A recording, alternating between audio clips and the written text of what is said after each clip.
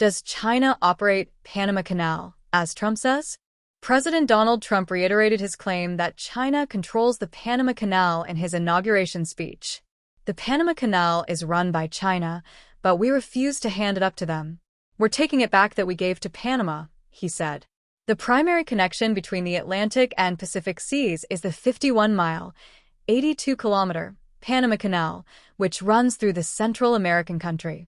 Up to 14,000 ships utilize it annually as a shortcut to a route that would have required them to make a long and expensive trip around the tip of South America had the canal not been constructed. What has Trump said about the canal? His reference to Panama and its transoceanic canal in his inauguration address is not the first time he has done so. Trump claimed on social media on Christmas Day that the wonderful soldiers of China were lovingly, but illegally, operating the Panama Canal. Beijing and Panama City authorities quickly refuted this assertion.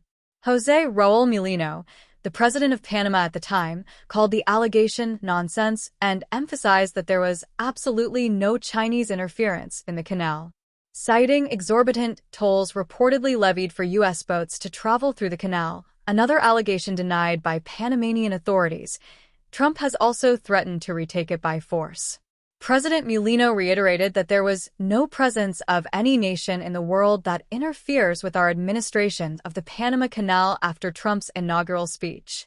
The Panama Canal Authority, an organization of the Panamanian government, not Chinese troops, is in charge of running the vital canal, which handles about 5% of the amount of international marine traffic.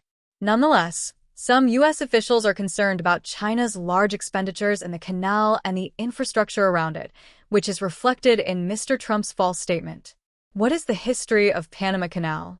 In the past, the U.S. was crucial to the building and management of the passage, which connects the Atlantic and Pacific Seas. The United States obtained the right to construct it when the French failed to do so. In 1914, the canal's construction was finished. Up until 1977, when then-President Jimmy Carter signed a pact to gradually transfer it to Panama, a move Trump has called foolish, it remained under U.S. sovereignty.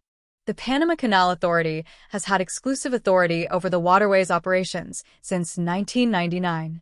Panama's permanent neutrality was established in the treaties that both the U.S. and Panama signed, but the U.S. retains the ability to use military force to protect the canal's neutrality from any threats.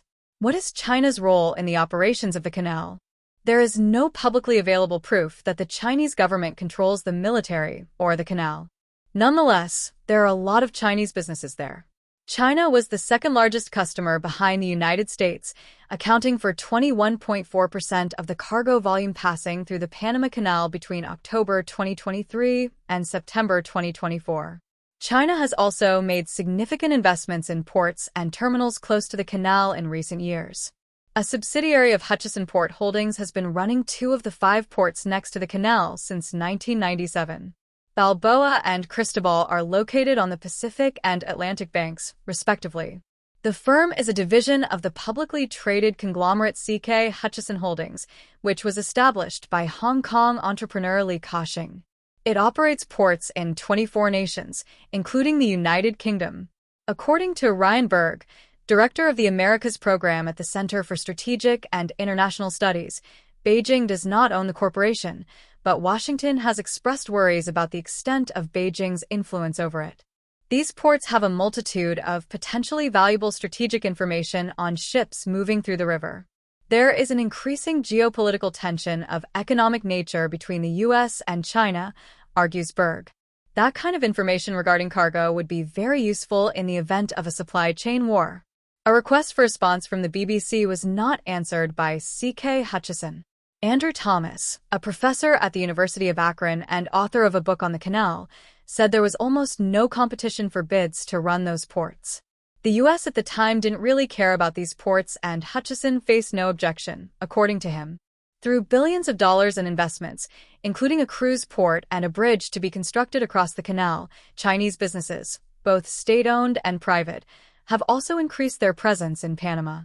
The package of Chinese activities that Mr. Thomas outlined may have led to Trump's claim that the canal is owned by China, but he emphasizes that ownership is not the same as the management of those ports. Beijing has said again and time again that equality, mutual benefit, innovation, openness, and benefits for the people are the hallmarks of China's relations with Latin America. What are China's broader interests in Panama? Due to Panama's advantageous position, China has long been trying to extend its presence on a continent that has historically been referred to as the U.S. backyard and gain more sway there. A major victory for Chinese diplomacy came in 2017 when Panama formally established relations with China and severed diplomatic ties with Taiwan. A few months later, Panama joined China's flagship Belt and Road Initiative, a trillion-dollar global investment and infrastructure project, making it the first Latin American nation to do so. In support with Beijing, the Dominican Republic, El Salvador, Nicaragua, and Honduras all broke off their relations with Taipei.